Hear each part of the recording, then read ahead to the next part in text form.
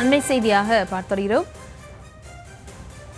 சேலம் மாவட்டம் வடுக்கத்தம்பட்டியில் பாமக நிர்வாகியின் தந்தை மறைவுக்கு சென்ற அருள் மீது அங்கு தாக்குதல் நடத்தப்பட்ட நிலையில் அவர் அன்புமணி மீது புகார் தெரிவித்திருந்தார். அந்த காட்சிகளை பார்த்தோம். தொடர்ந்து இது தொடர்பான விவரங்களோடு இணைகிறார் எமது செய்தியாளர் ராஜேஷ். வணக்கம். மேலும் விவரம். வணக்கம்.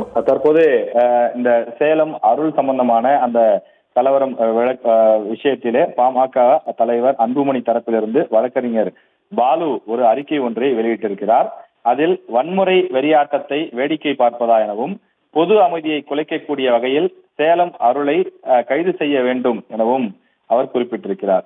சேலம் மாவட்டம் வடுக்கத்தம்பட்டியிலே பாட்டாளி மக்கள் கட்சியினுடைய தொண்டர்களை சேலம் மேற்கு சட்டமன்ற உறுப்பினர் அருள் தலைமையிலான கும்பல் காட்டுமிராண்டித்தனமாக தாக்கியதுடன் கார்களை மோதி படுகொலை செய்ய முயன்றிருக்கிறார்கள் என்ற குற்றச்சாட்டை முன்வைத்திருக்கிறார்.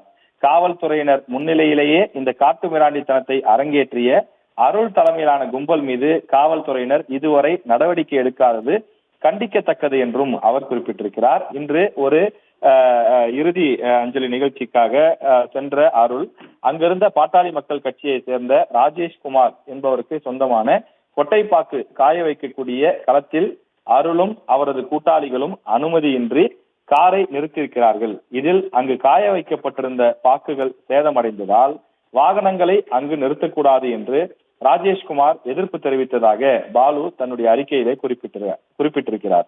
அதை கேட்ட சேலம் அருள் ராஜேஷ்குமாரை தாக்கும்படி தன்னுடன் வந்த கும்பலை தூண்டிவிட்டதாகவும் அப்போது அங்கிருந்த காவல்துறையினர் அருள் கும்பலை தடுப்பதற்கு பதிலாக ராஜேஷ்குமாரை தடுத்து தங்களுடன் அழைத்து சென்றிருப்பதாகவும் தெரிவிக்கிறார்கள்.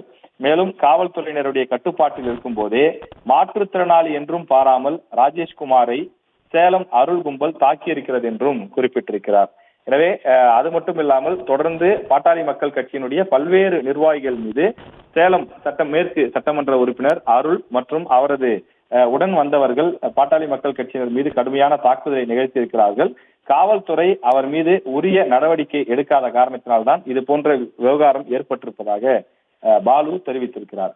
தமிழகத்தில் சட்டம் ஒழுங்கை காக்க வேண்டிய பெரும் பொறுப்பு காவல்துறைக்கு உள்ளது. அந்த கடமையிலிருந்து காவல்துறை தவறக்கூடாது. அந்த கடமையை நிறைவேற்றும் வகையில் தொடர்ச்சியாக வன்முறை வெறியாட்டங்களை நடத்தி வரக்கூடிய சேலம் அருளையும் அவரது கூட்டாளிகளையும் காவல்துறை உடனடியாக கைது செய்ய வேண்டும் என்று பாலு இந்த அறிக்கையின் வாயிலாக கேட்டுக் கொண்டிருக்கிறார். விவரங்களுக்கு நன்றி ராஜேஷ்.